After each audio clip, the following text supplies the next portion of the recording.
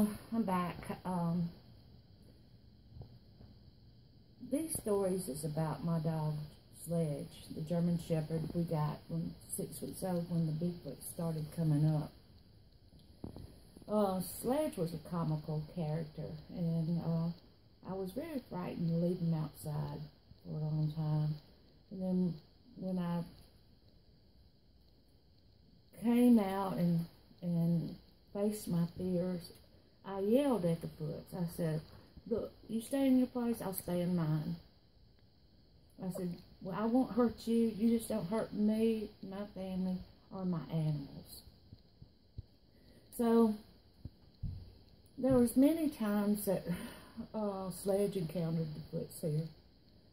The first time I realized something that happened was I put a recorder up in my bedroom window to record the Foots at night and everything, and in one of the recordings I heard Sledge bark, and when Sledge would start to bark, the Foots mimicked his bark, and it was amplified 100-fold. This happened time and time again, and I just got so tickled. I mean, it is known that the Foots will mimic other animals and stuff like that.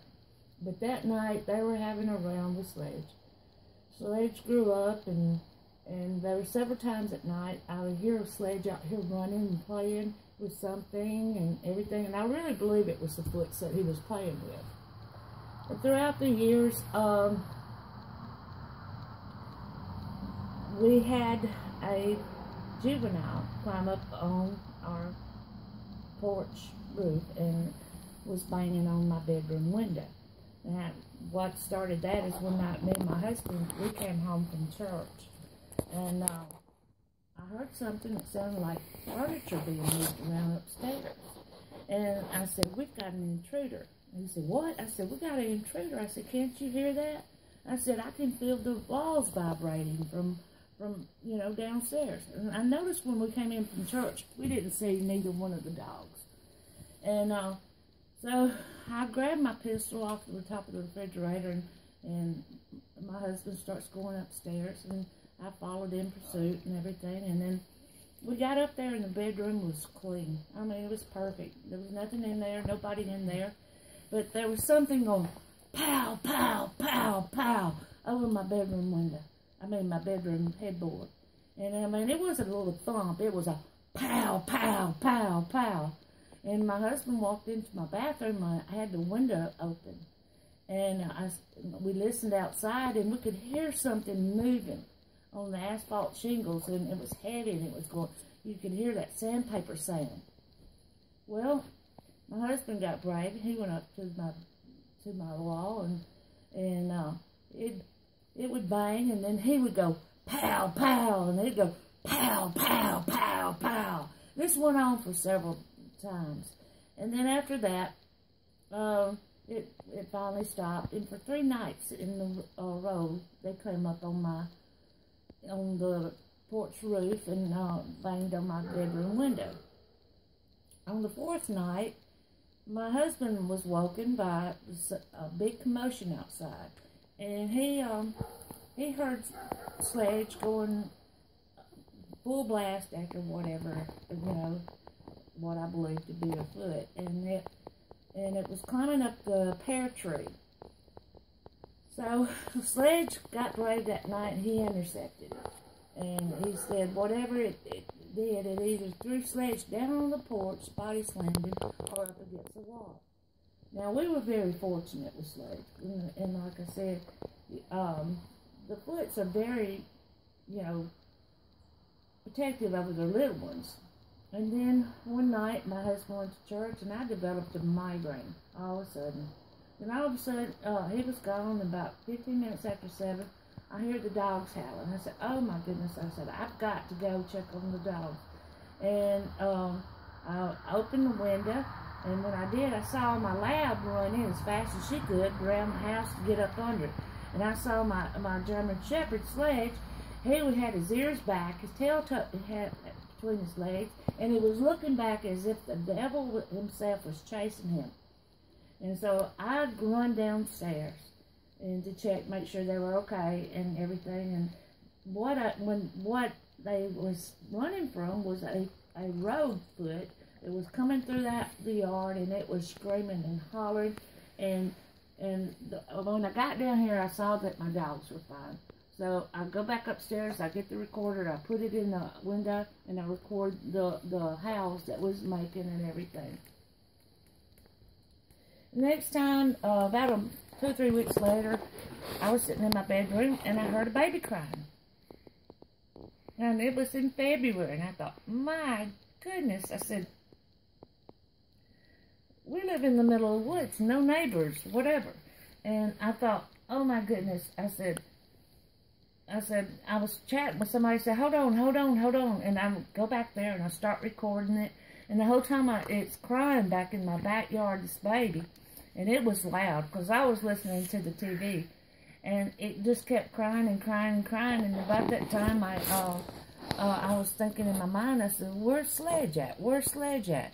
Well, the baby hushed up, and for a few minutes, all of a sudden, Sledge decided he'd get brave, and he jumped up, jumped off over the porch rails, go barreling down through there, going woof, woof, woof, woof, woof. And about the time he got down about where it was at, something popped him, and he yelps, and then he goes running back up to the house and jumps over the rail.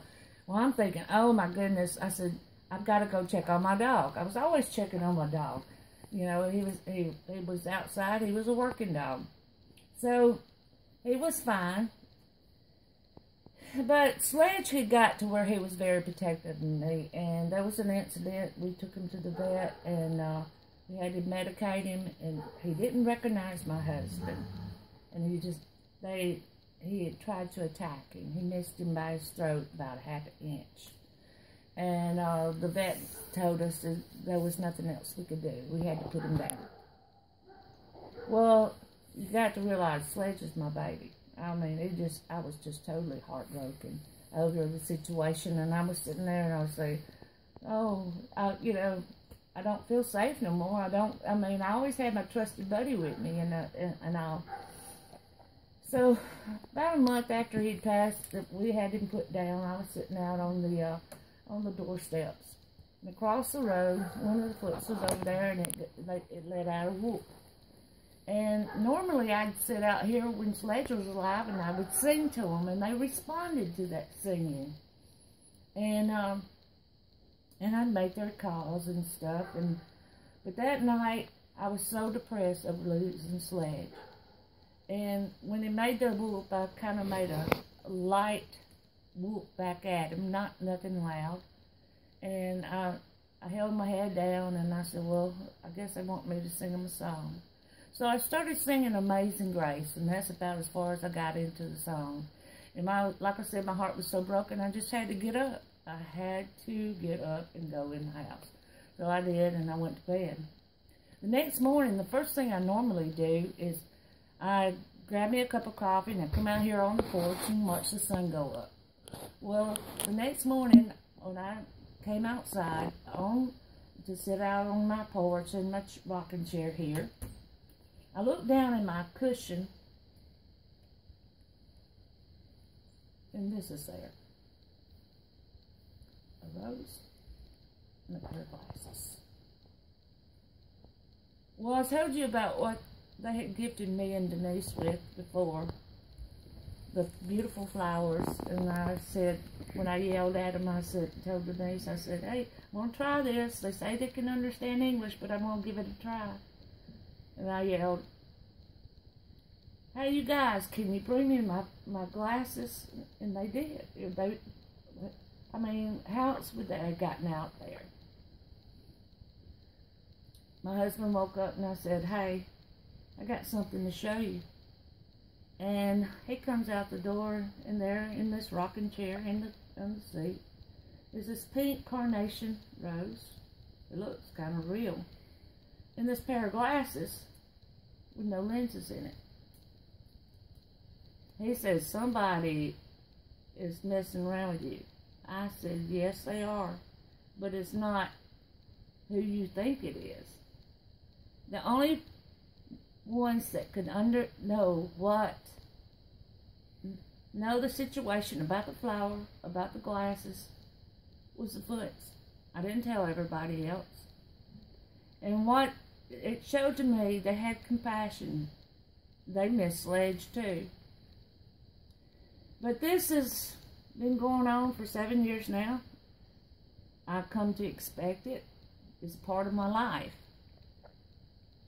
And to realize that I'm not here on this country road by myself, but we have friends in the forest that looks after us and sees us. Now, I do know that there are some ugly ones out there. I wouldn't try to pin one up. I wouldn't try to fool around with any of the kids, but you never know what's going to happen here in Alabama. And I appreciate the opportunity to speak to you, and you have a very blessed day. Thank you.